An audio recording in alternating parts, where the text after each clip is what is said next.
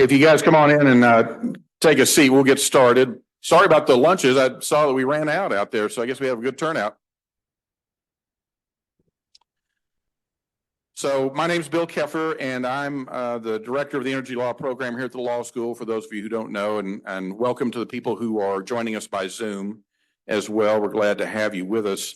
As you know, this is the Energy Law lecture series, and our first event in this series for the fall semester back on September 30th was Craig Enoch, former justice on the Texas Supreme Court. And I'll introduce today's speaker here in a second. Our final event in the lecture series this semester will be on Monday, November 4th. And that'll be Doug Robison, who is CEO of a company called Natura Energy or Natura Resources. They're the company behind the new nuclear reactor that is now being built on the campus of Abilene Christian University. And it's just another indication of the renewed interest that there is nationally in nuclear energy. And what's interesting about that particular project is they use a different technology for cooling the fuel rods we're sort of accustomed to reading about and thinking about water. They use molten salt technology for this reactor. So this is going to be an ongoing project on campus there that everybody's going to be paying close attention to, because it could sort of set a trend for the future. I know that Natura actually just entered into a long-term contract with the Texas Produced Water Consortium here at Texas Tech for providing energy in the Permian Basin over the long term. So anyway, lots of interesting things happening on that front. Doug Robison will be our final speaker on Monday, November 4th, so we hope you'll join us for that as well. Some other administrative announcements. If you're in my class, Oil and Gas Law 1 class, please sign in on the attendance sheet down here, down front, so I know you were here. Those of you who are seeking CLE on Zoom, perhaps, just stay tuned. At the end of the lecture, the QR code will come up on the screen, and you can take care of registering for CLE credit that way. This lecture, like all lectures, is being recorded, so it will be available on the Journal of the Energy Law Practitioner website, along with all of our other Energy Law Lecture Series programs since 2014, ttujelp.org, ttujelp.org, if you'd like to watch it later or watch one of our other lectures. So let me introduce our guest speaker for today. Chrysta Castaneda is founder and shareholder of the Castaneda firm, and she will be presenting on difficult circumstances and difficult people, a winning combination. Castaneda is a highly respected lawyer known for handling high-stakes litigation in the energy industry. With over 25 years of experience, she has established herself as lead trial counsel in high-profile disputes. Castaneda's notable win for T. Boone Pickens Mesa Petroleum Partners was recognized as the 12th largest verdict in the nation in 2016 by the National Law Journal. Castaneda holds a degree in engineering, which allows her to effectively communicate complex scientific concepts to judges and juries. Castaneda is the co-author of The Last Trial of T. Boone Pickens, which recounts the events leading up to and the trial of the Mesa lawsuit. And on that note, you might have seen when you came in, she has copies of her book out front for sale. So take a look at that, and she'll hang around afterwards if you'd like her to sign it. She has built her reputation and commitment to excellence by practicing for over 2 decades at top firms worldwide. Since founding the Castaneda firm, she has prioritized delivering the quality of representation found in large law firms in a personalized way. Outside the oil and gas and energy industries, Castaneda has extensive experience in commercial litigation, trade secrets, product liability, pharmaceutical, medical device, and toxic tort litigation. In 2020, she was the Democratic nominee for the Texas Railroad Commission. It's a lot of fun, great personal joy to have Chrysta Castaneda with us today. Help us welcome Chrysta. Thank you so much. Oh, yep. Okay. Share the screen. Well, he's getting me set up. Let me ask this question. How many of you are law students? Okay, so virtually everybody. Okay, here's a harder question. How many of you have heard of T. Boone Pickens, know who he is? Okay, that's a pretty good, I'm going to show you a little clip of who he is so you'll know a little bit more about him. I will tell you, I have taught oil and gas classes at a number of law schools throughout the state on the subject of this particular trial, and I'm excited to be doing it today. But I've never just talked about the stories from the trial the way I'm going to talk in this lecture. So this is my first time to really share with you what it was like to be in Pecos, Texas. Everybody know where Pecos is? Okay. For 5 weeks with a legend and a huge trial team and some difficult people and difficult circumstances, but we did end up with a $164 million verdict at the end of it. So today I want to tell you a little bit about who T. Boone was and my representation of him in the trial of my life, probably, and certainly of his. Because it was the last and final trial of his life. I want to explain how two hard-headed people came together to achieve the largest verdict ever recorded in Reeves County, which is the heart of oil country. And I want to explore some themes of how disagreement can be a positive force for change and not a reason to avoid people who think differently. You're going to hear it a lot today. You heard already I was the Democratic nominee for the Texas Railroad Commission. T. Boone Pickens was probably one of the biggest Republicans in the nation, and certainly was a driving force behind Republican politics here in Texas. So we managed to get together and achieve a really significant thing, even though we didn't see eye to eye on politics. When I tried this case for T. Boone Pickens in Pecos for 5 weeks, it concerned some of the most lucrative oil rights in the state of Texas in the Permian. He was 88 and a billionaire investor. I was 53 and a solo legal practitioner when I got this case. He was cantankerous and used to being right all the time and to being in charge. I was cantankerous and used to being right all the time and being in charge. I was a little less cantankerous than he was, probably just as the difference of the 35 years. But at any given moment, because of our conflicts, and because of the situation, I wasn't quite sure if I was about to get fired or if I was winning the case. So I wrote about all this in a book called The Last Trial of T. Boone Pickens that came out in 2020 in hardback and 2021 in paper. And I want to start this by reading to you just a little segment from the book. And this vignette came after we picked the jury and opened the case. And we were struggling with the first witness. I took a deep breath as the elevator doors rolled open to reveal the lobby of the Best Western Swiss Chalet. I'd long since gotten over the irony of the name, because the Swiss Chalet was located in the most un-Switzerland-like spot on earth. Pecos, Texas is so far west that even people in places such as Lubbock and Odessa refer to it as way out there.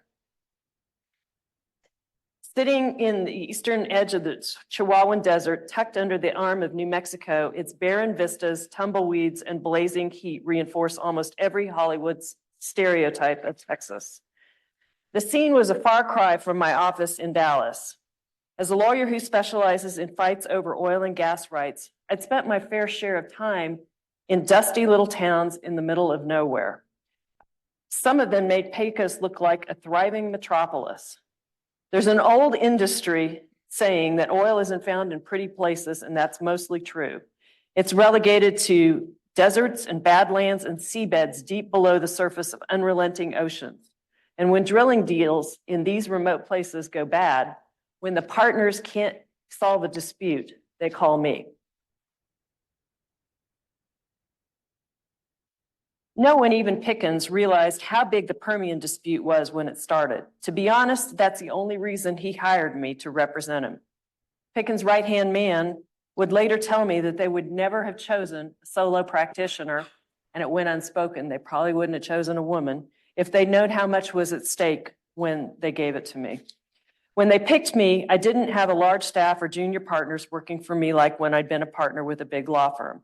While I did have other lawyers helping me with this trial, I had assembled them ad hoc after Pickens' in-house attorney and I realized we would not reach a settlement and were headed for the courthouse.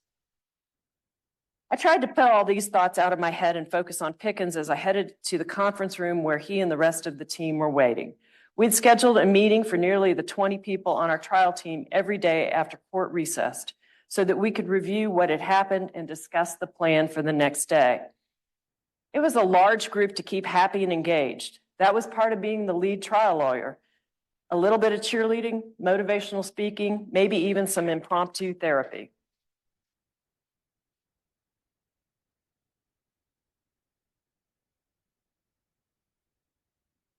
I'd barely stepped into the room to get the meeting started, and already the conversation was spinning out of control. One other thing about Pickens, he was not used to being corralled. When he spoke, he was accustomed to dominating the room until he had decided he was done. I intervened gently. The subject was how we were handling the witness who was on the stand. Growing more insistent as Pickens kept pressing his points. We had a lot of work to do and we needed to focus. I told Pickens I was obviously interested in any opinion he had about the case, but the arguing about the geological details at this stage was senseless. Pickens kept insisting that Mike should ask questions about geology. I shook my head vigorously, which didn't help the headache I could feel rising from the base of my neck. I stressed again, this wasn't the witness with whom we needed to make these points. We would state our case, I told him, but we would do it when the time was right, and that time was not now. Pickens grew more agitated. The tension in the room was as thick as a blanket, but I couldn't back down. I knew I was right. We had to focus on what needed to be accomplished, laying out the key events in the Red Bull deal, and then move on. The weight of the moment hit me. At 53, I was 35 years younger than my big name client. I was still in high school in Kansas when he commanded national headlines with his famous hostile takeover bid for Gulf Oil. He had brought corporate titans to their knees. He'd tried to shake up the entire structure of Japanese business. He'd met with presidents and governors. He was a kingmaker in Republican politics, especially in Texas. But none of that mattered because he was paying me to win this case, to be the general in this war, and he could either listen to me, fire me, or find somebody else. The more I told him no, the more frustrated he became. Finally, he'd had enough. Stop shaking your head at me, he shouted. Don't argue with me. You don't know what you're talking about. I've been in this business for 60 years. You will listen to me, and you will do what I say. I stood up, moved to the doorway, looked back over my shoulder at him, and said, with only a slight quaver in my voice, I'm going to go get some water. Then I walked out. I was only gone for 2 or 3 minutes, but by walking out, I'd reset the tone. Everyone was calmer when I returned, including Pickens. He even looked a little remorseful. I'm sorry, he said as I sat down. I apologize too. Afterwards, as we were packing up, and after Pickens had left the room, one of my jury researchers pulled me aside. Pickens had been livid that I walked out on him, she said. He turned to his accountant and barked, don't you pay her for a single minute that she is out of this room. Later, when we looked back on the incident, Pickens and I agreed it was the best 3 minutes I've ever worked for free. So that was a lot of what went on for these 5 weeks. I want to spend a little bit of time, though, if I can figure out how to do it, to show you this video, which is Pickens back in the day.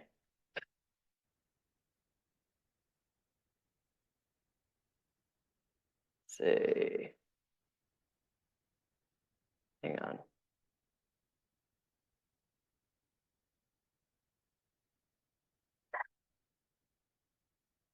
For some reason it has gone away. Oh, there we go. All right.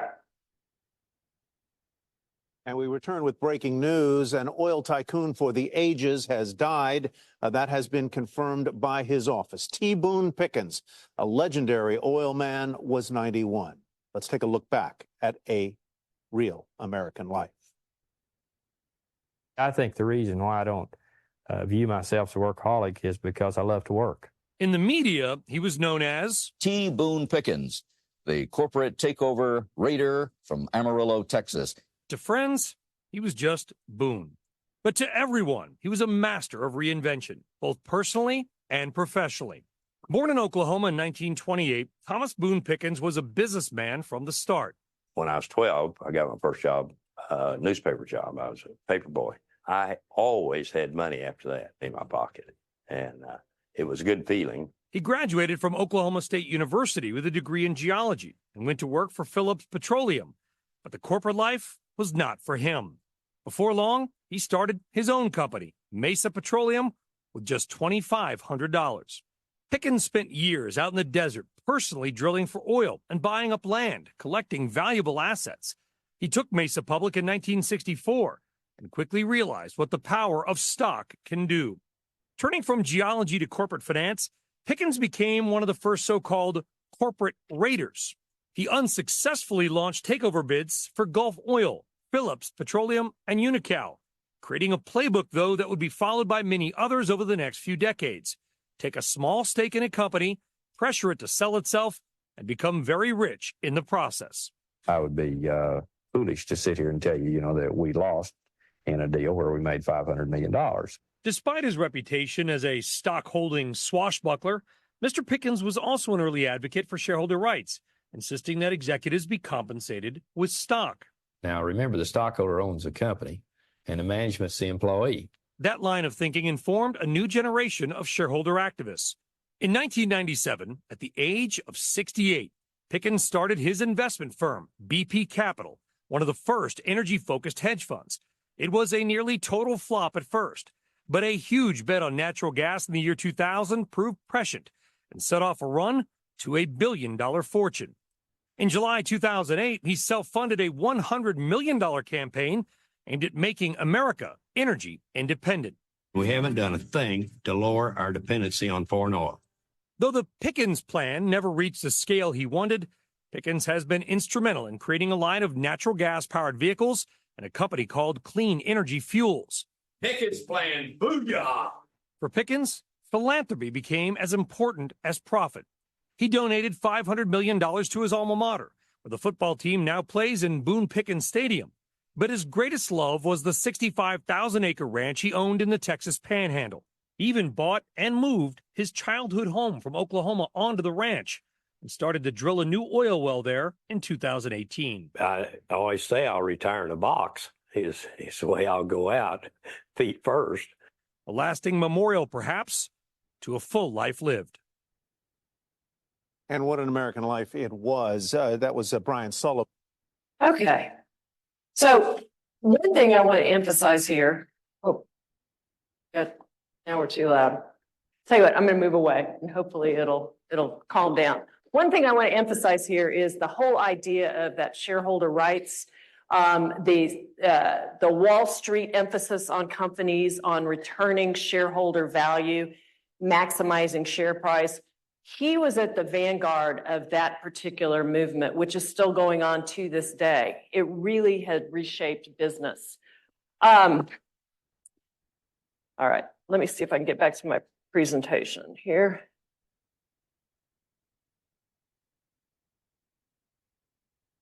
Oh.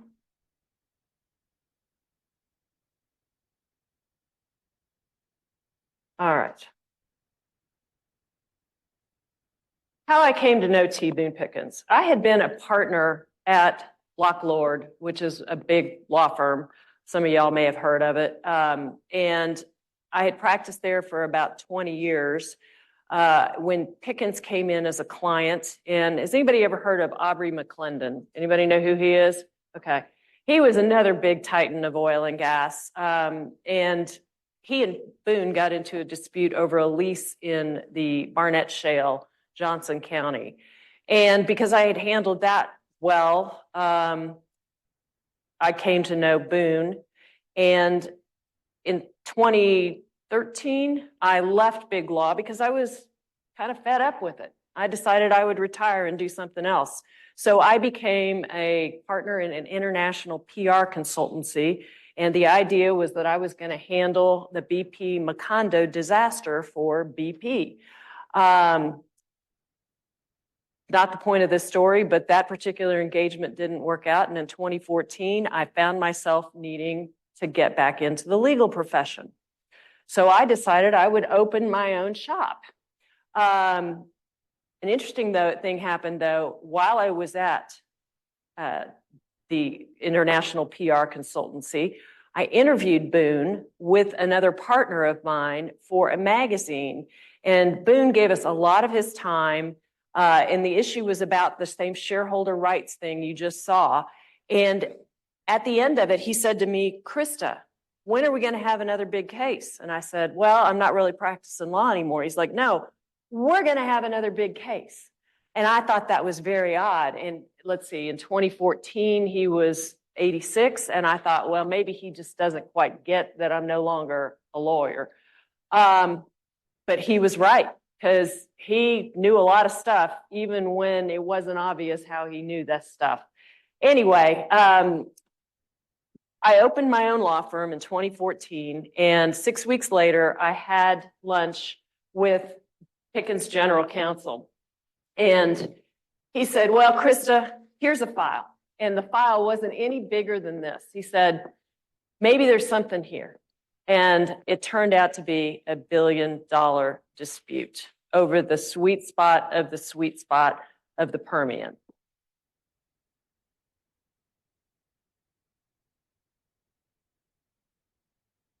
Talk a little bit what the lawsuit was about. Those of you who are going to be in the oil and gas class later today, we'll talk more about the actual law. I really just want to focus on kind of what the issues were in the lawsuit. So Pickens would invest, even though he was mostly an energy investor on Wall Street by this point in time, he would occasionally invest in oil and gas producing properties.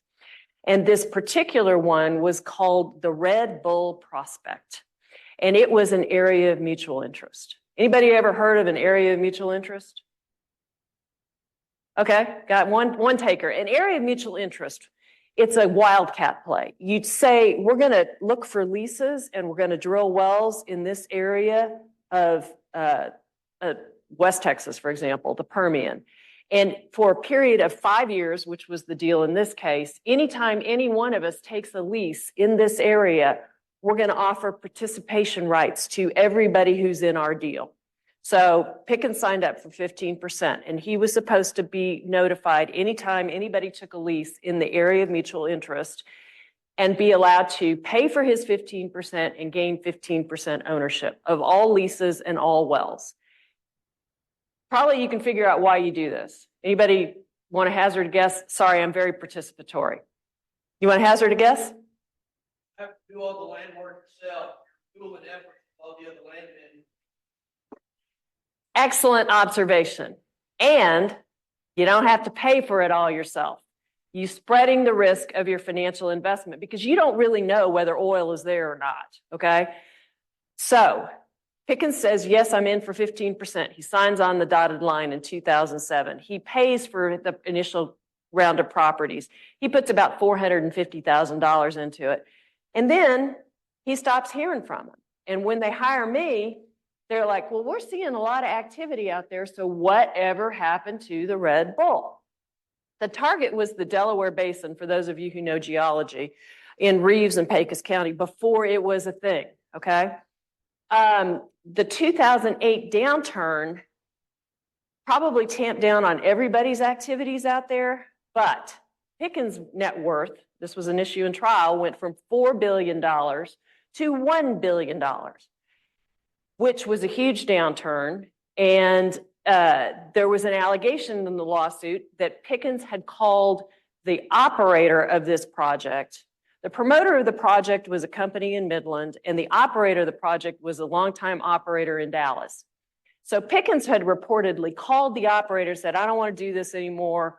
I'm opting out of the rest of the opportunity, okay? Never anything in writing saying he was opting out, and operator, by the time this went to trial, was dead. Those of you who've had evidence know that you don't get to bring dead man statements into court. Those of you who have had contracts know that there's something called the statute of frauds. Anyway, that's what the lawsuit was about. We found out that because of some subsequent sales of the property by the defendants, that Pickens' share of the deal valued in a trespass scenario was worth about $1 billion. In 2006, each one of these is a section. Those of you who know anything about land, it was only 16 sections, but by 2016, it covered 100 square miles. That's how much the AMI had grown. And more interestingly, from my perspective, here's what we had learned about the geology by that time. What you're seeing here is a stack of clay pigeons. Some of you have probably seen that, right? And I had an expert witness who decided the best way to demonstrate how much oil was in this particular play, how many benches, that you could develop through horizontal drilling, was to paint this stack of clay pigeons on the right. That is how much oil is in the Permian compared to, anybody want to hazard a guess as to what these other two areas represent? These little smaller stacks of clay pigeons. You won't guess. So I'm going to tell you. The one with the crosshatch, that's the Bakken, which at this point in time back then was, huge for oil, right? And that's the Eagle Ford. So that's how much better this particular deal was than anything that had come before.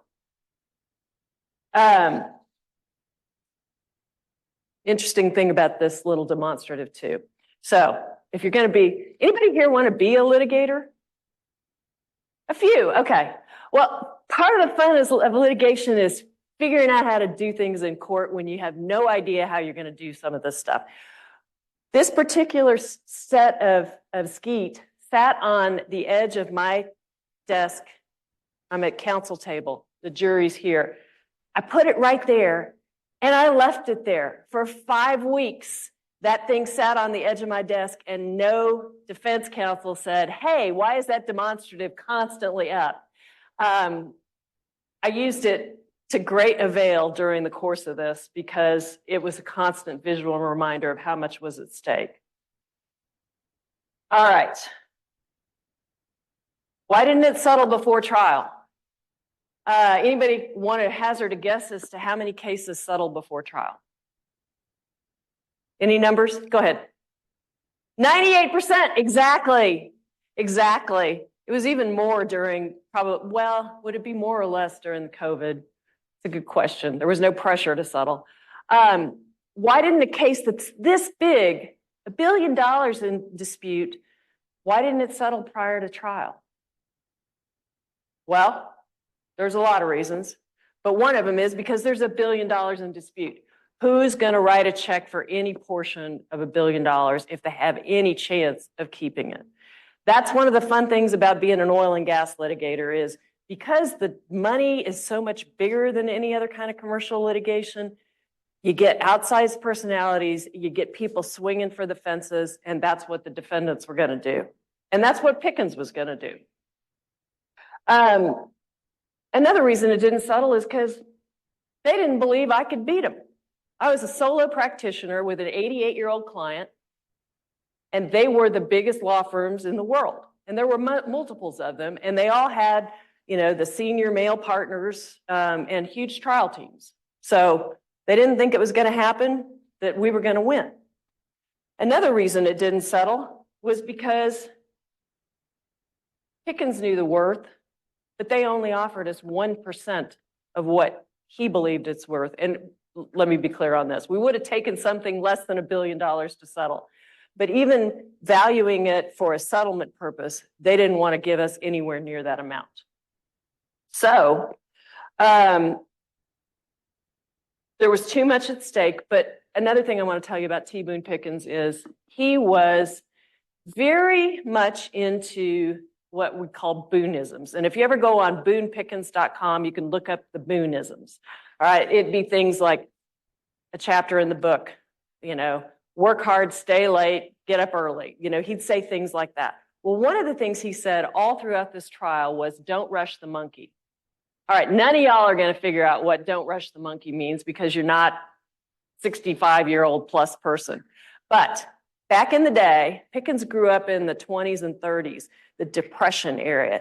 There were street performers. They were organ grinders. They'd play a hand organ, and they'd have a monkey that would dance around while they played the organ. And Pickens said, you got to let the monkey go through his whole show. Do not throw your little dime or quarter or whatever it was back in the day, probably pennies and nickels. Don't throw that into the basket until the monkey goes through his whole show. Let him get through the whole thing and you'll see a better show. Then you pay for it. So he was not going to rush the monkey. He knew that if he got through this trial, he was going to see a better show. All right. Let me talk to you for a minute about things we discovered during the trial. Because who here has had civil procedure and pretrial civil procedure? And you're supposed to know everything before you go to trial, right? Ideally. Does it ever happen? No. You're constantly learning things throughout trial. So things we discovered in this trial was the Colt well, which was one of the original wells that Pickens had elected to participate in and had paid for. It was the discovery well for this particular formation. It was the well on which the operator applied for field rules at the Railroad Commission to set all the rules for the development of the play. But what was really interesting about this is it was a bust well when it was first drilled.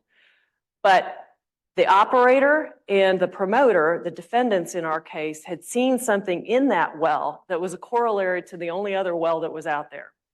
And they thought that they could find that this was a very prolific play in that well. So I told you Pickens had his downturn in 2008. And at that same time, the promoter defendant was looking to pick up more acreage because they needed to bring in private equity to finance their portion of the play. But private equity wasn't interested in their stake. It wasn't big enough. They needed Pickens 15% back, and they needed a couple of percentage points from some of the other defendants, okay? Because you got to have enough to sell in order to make it interesting. So they made an offer to Pickens. We will buy you out. They couldn't come to a deal on price. So they never bought Pickens out. But at the same time, they convinced, based on this opt-out conversation, they convinced the operator to change the division of interest deck, the ownership deck for these properties, to put the Pickens interest as if it had belonged to the defendant in Midland, so that every time there was something picked up, every time there was a well drilled, they got Pickens 15%. Also relating to the Colt well, we found out there was an email, this was discovered before trial, that said, we're trying to buy Pickens out, got to get the deal done, and we don't want, you're fracking the Colt well tomorrow, re-stimulating it to figure out is there oil there. We don't want the results of that to get back to Pickens. So get the deal done. Deal was never done. Smoking gun plus real contract, you put those things together, you got yourself a lawsuit if you're ever in this situation. Emails kill people, by the way. All right. All right, another interesting thing that happened during trial. So you can't, what it says up there beyond the Zooms thing is, do you want a deed to the property, or do you want the value of the oil that has been taken out in the past and the value of the oil that will be produced in the future measured in dollars? This is a choice you have to make when you got an ownership interest in land. Do you want you want your title back? You want to actually have the ownership? Or do you want to have some amount of money? Well, we picked money because when you try a lawsuit like this, valuation is based on the value of the property at the date of breach. So we had actually had a high watermark during this trial, and we wanted the value of the property rather than the deed itself. But we discovered during trial, because the expert report didn't really come out until trial, that the defense expert was going to give us $100,000 for Pickens' interest. Now, mind you, Pickens had paid $450,000 for this interest. And meanwhile, they had sold it for billions and billions of dollars, but they wanted to give Pickens $100,000. So in cross-examination, I said, okay, you want to give him $100,000 when you've had the equivalent of $6 billion. That's like saying a barrel of oil is worth a single penny for Pickens' share, but the oil that goes to the defendants is worth $80. And he admitted that it was. So that's the disparate valuation that they were claiming for themselves versus what they were willing to give to Pickens.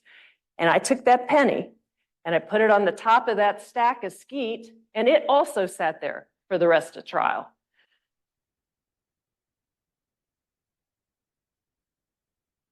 All right, let's talk about Pickens taking the stand.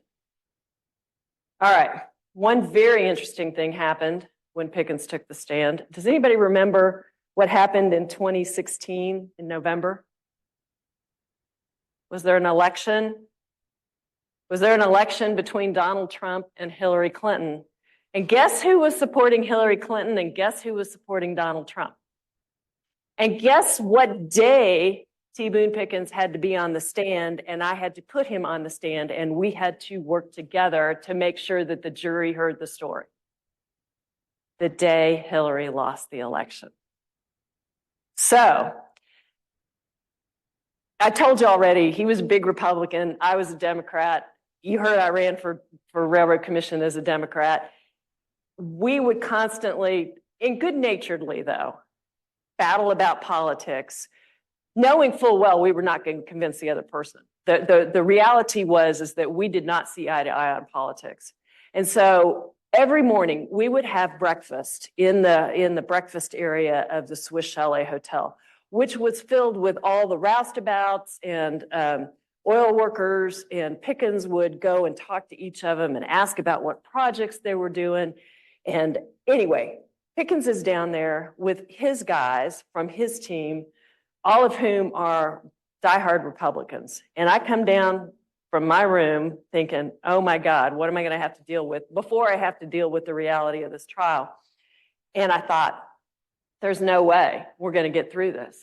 And, you know, he looked at me and he said, Chrysta, can you believe it? And I said, I cannot believe it. He said, okay, now what do we need to do today? And that's how we handled it. We just said, that's a thing, and we're moving on, and we got our job done that day. But I want to play a little bit of Pickens' testimony for you. All right. Let's see if I can actually get this to. Okay, this was actually, so this is T. Boone Pickens. He's testifying in deposition. I'm playing this for you just so you can see his demeanor and kind of the way he presented himself. This question was about his wanting to get out of the play because it was 2008 and he lost his money. So it's not because you opted out of this acreage? Oh, I didn't opt out. You know we didn't. I mean, you guys got a silly story. I never got out of a property in my life that had value that somebody didn't pay me, and I signed something passing ownership. Show me what I ever signed. Show me the check you paid for it. You just eliminated me from the thing. And I'm the wrong guy to eliminate. That's it. That right there. That's what the jury heard. And that's why he won this lawsuit. I want to say it's due to me. Well, it kind of was, because he wouldn't have the opportunity to be there if I hadn't worked so hard. But he knew how to talk to people. He knew how to say it just that simply and for the jury to understand him. So it's not. All right.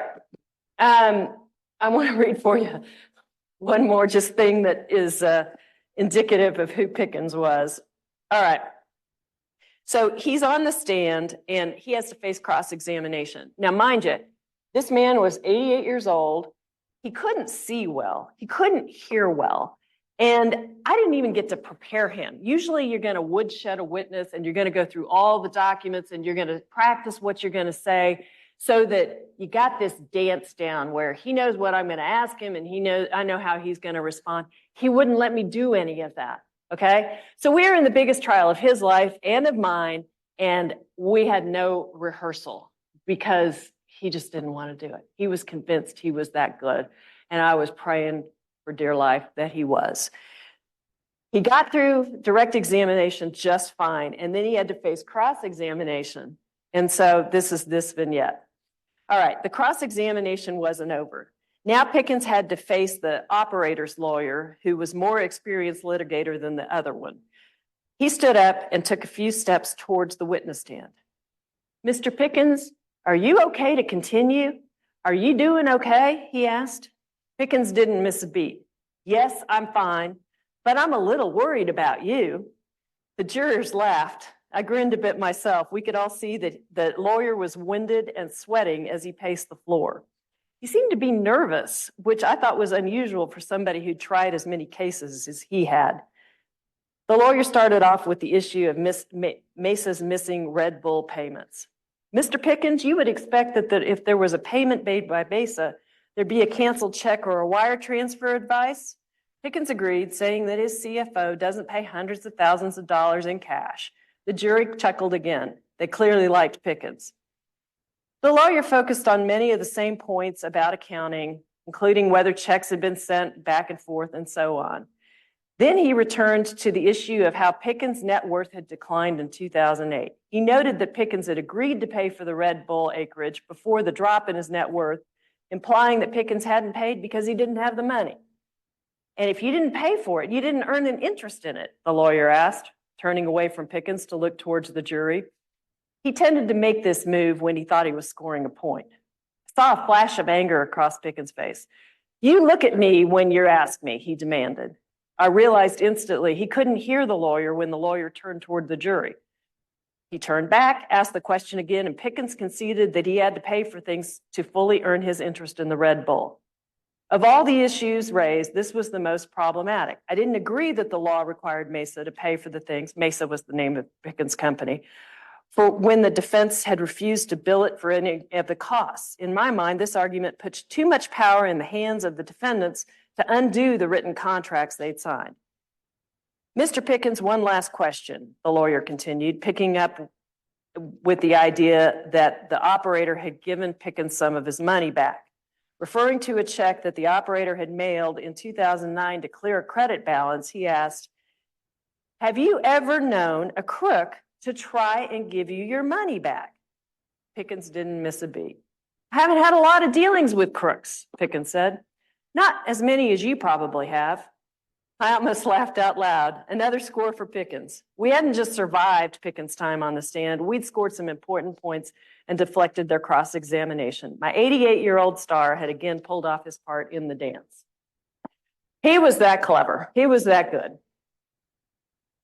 I will note for you tech grads here, or tech students, his communications chief, the guy who made sure he got the media coverage and taught him what to say and had him, you know, with the right reporters and the right interviewers, Texas Tech grad. Name's Jay Rosser. All right, the verdict. Whoops, back. Let's talk about the verdict.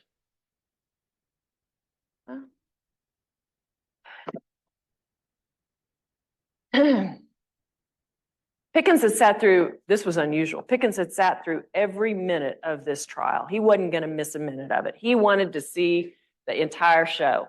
He was going to wait until the monkey had done its tricks. But at one point, and there had been many, many breaks in the trial because the judge would call us up for one reason or another, and the defense was objecting all the time. Anyway, at one point, he stops the trial and he looks at me and he says, counsel approach. And I'm like, oh God, what has gone wrong now? So we all go up there and he says to me, your client is not well. And I look back and I can see that Pickens' face is kind of flushed. And he said, the judge says, we're going to take a break. So I took Pickens out and we gave him some water. And he said, yeah, I just feel a little, not right.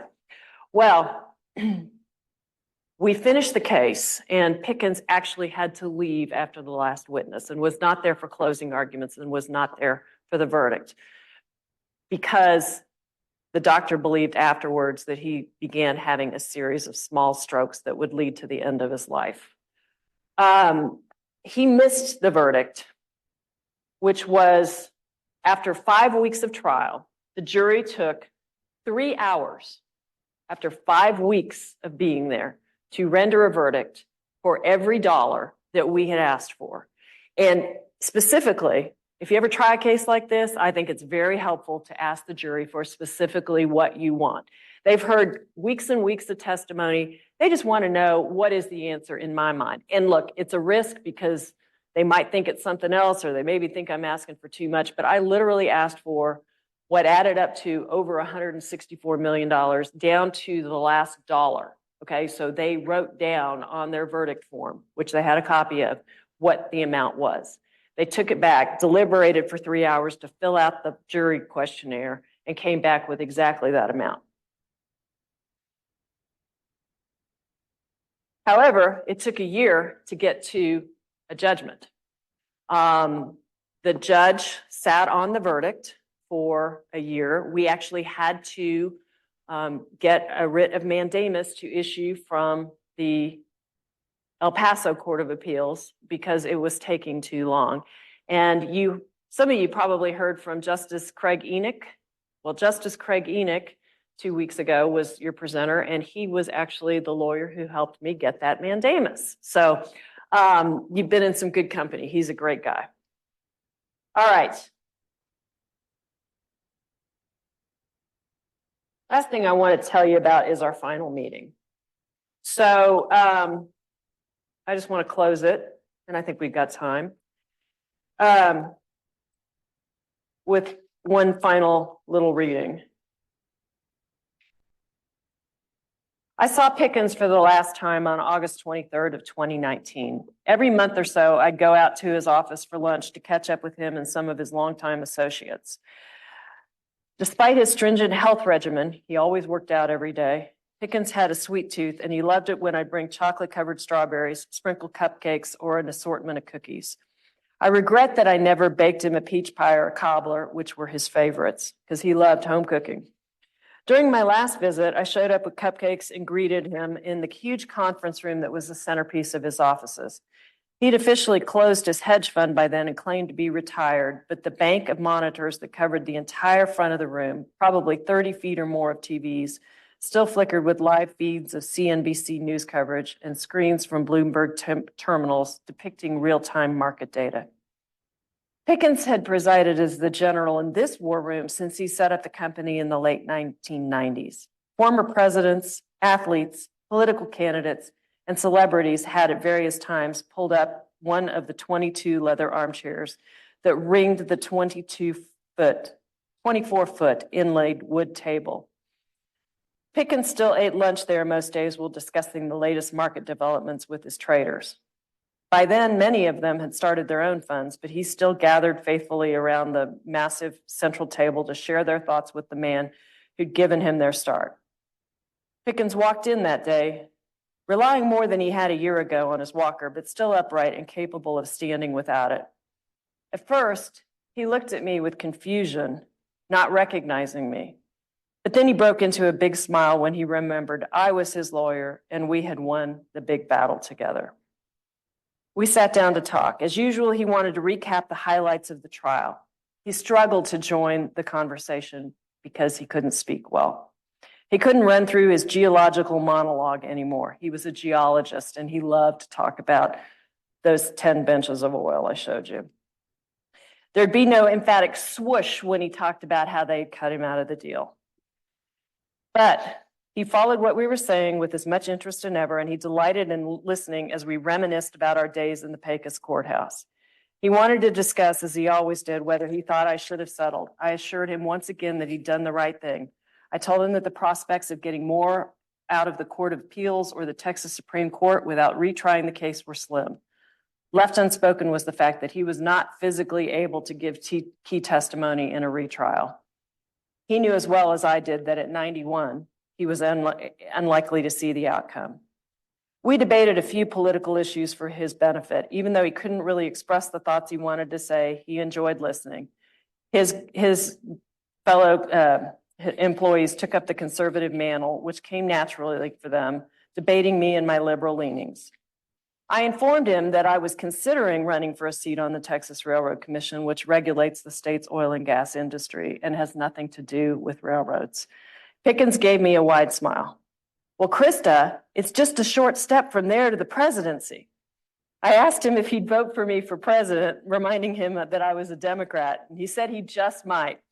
Now, hold on there, Jace good-naturedly interjected. He was ever mindful of Pickens' conservative legacy. I still wonder what Pickens might have done. Maybe, just maybe, he might have gone through with voting for me for railroad commissioner.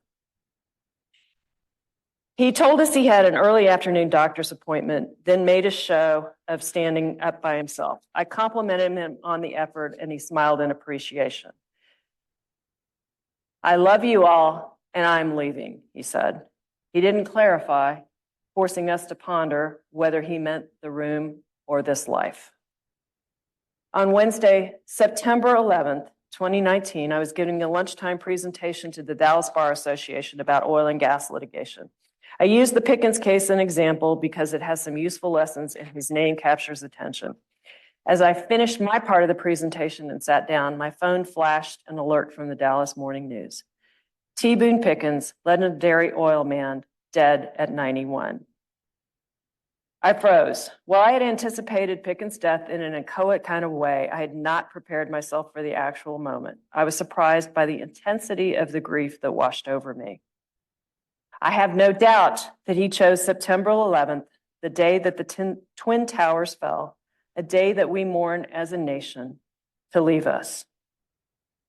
I was one of about 800 people invited to the private ceremony preceding his burial. It was held on a still hot Texas day at Highland Park United Methodist on the campus of Southern Methodist University.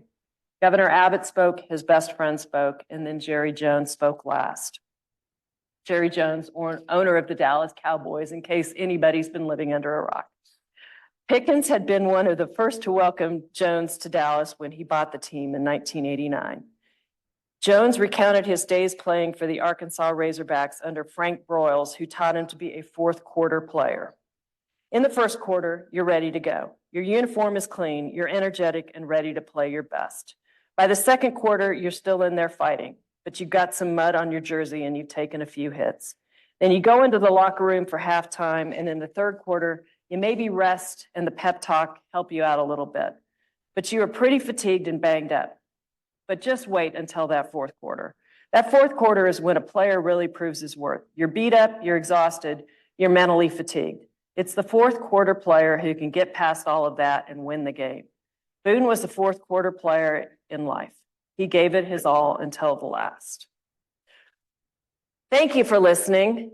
I am finished with my presentation. I'm happy to stick around and answer any questions you have. I'm happy to sign a book if you care to have one, and I'll see some of you later in the day. Let's thank Chrysta.